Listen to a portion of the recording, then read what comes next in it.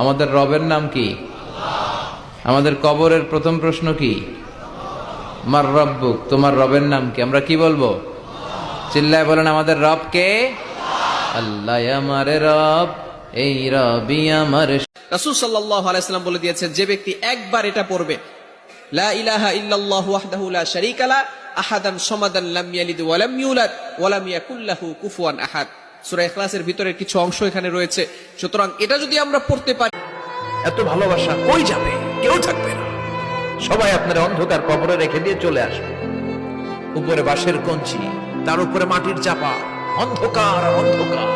এই অন্ধকার যেন শেষ হতে চায় না, শুধুই অন্ধকার। নবীজি বলছেন, কেউ যদি চায় যে তার রিজিকটা লম্বা হোক, হায়াতটা লম্বা হোক, সে যেন আত্মীয়তার সম্পর্ক বজায় রাখে। আত্মীয়তার সম্পর্ক এখন আস্তে আস্তে নষ্ট হয়ে যাচ্ছে না? খেয়াল করে দেখেন, আত্মীয়তার সম্পর্ক আপনি বজায় রাখেন।